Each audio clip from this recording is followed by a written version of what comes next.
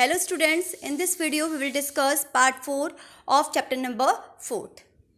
Getting off the train at Ranchi next morning, he realized at once that he had never been there before.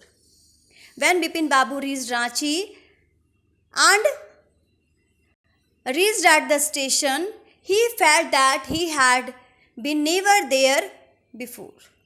He came out of the station, took a taxi and drove around the town for a while. After coming out of the station, he hired a taxi and moved around the town for some time. He realized that the streets, the buildings, the hotels, the bazaars, the Morabadi hill, with none of these had he the slightest acquaintance.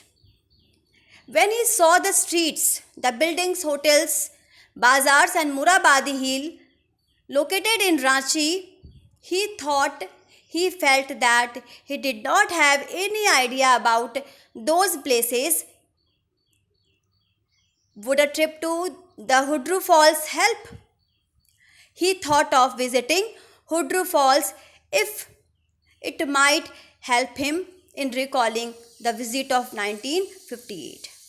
He didn't believe so, but at the same time, he didn't wish to leave with the feeling that he had not tried enough. He knew well that he had never visited, but he wanted to try at least one time so that in his heart it would not be a feeling that he had not tried for a single time. So he arranged for a car and left for Hudru in the afternoon. Then he booked a car and reached Hudru in the afternoon. At 5 o'clock the same afternoon in Hudru, two Gujarati gentlemen from a group of picnickers discovered Bipin Babu lying unconscious beside a boulder. At 5 p.m., two Gujarati gentlemen found Bipin Babu unconscious and he was lying beside a boulder. Boulder means a large stone. Gujarati gentleman had come there to enjoy a picnic.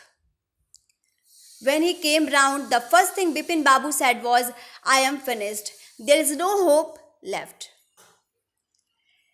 When Bipin Babu became conscious, the first thing he uttered that he was finished. There was no hope in his heart anymore. Next morning, Bipin Babu was back in Calcutta. He realized that there was truly no hope for him. And next morning, he reached Calcutta, means he returned back. And he felt that there was no hope, there was no clue to find out the truth. Soon he would lose everything, his will to work, his confidence, his ability, his balance of mind.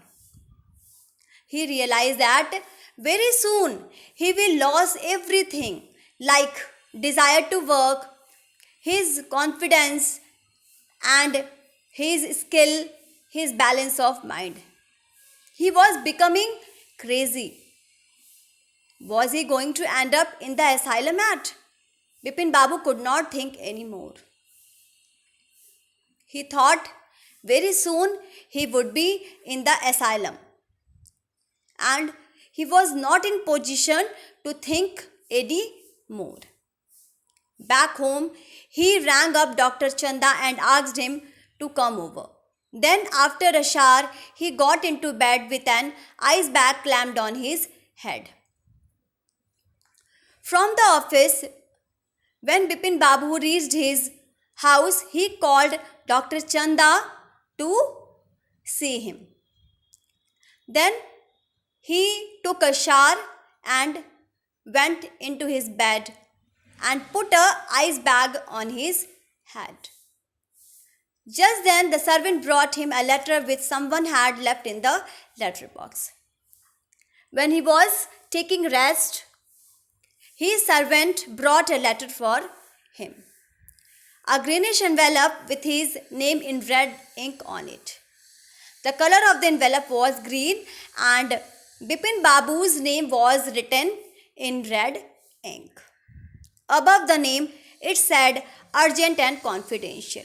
And on the envelope, it was written urgent and confidential.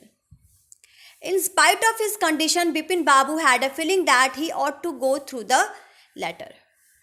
As we know that Bipin Babu was not fit and comfortable, he was not feeling well, though he thought to go through the letter, means he wanted to read the letter.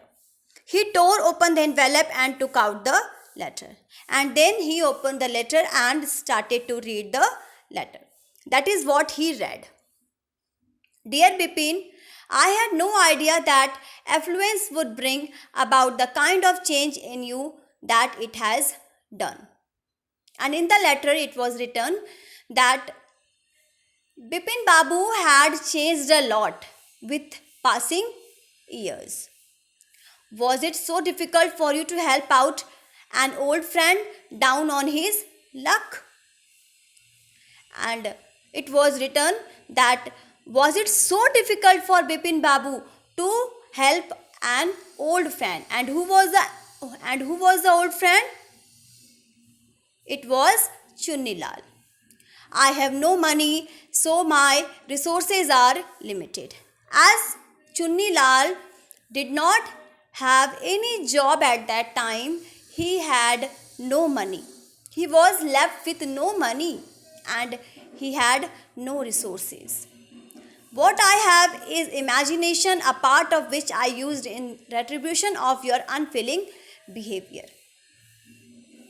And by seeing the nature, behavior of Bipin Babu, he found that his nature was not good. Bipin Babu's nature had changed a lot.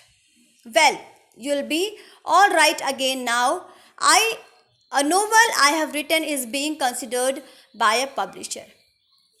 And he wished Bipin Babu to get well soon, and he told him that there was a novel written by him, Chunni Lal, and very soon it would be published. If he likes it enough, it will see me through the next few months. Chunni Lal had sent the article to the publisher, and if he liked, very soon it will be published in large quantities. Yours, Chunni Lal.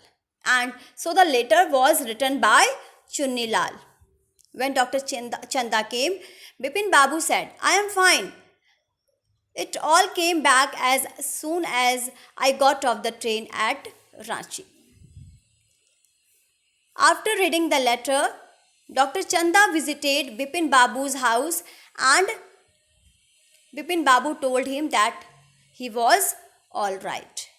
As soon as he stepped Kolkata from Ranchi, he felt well.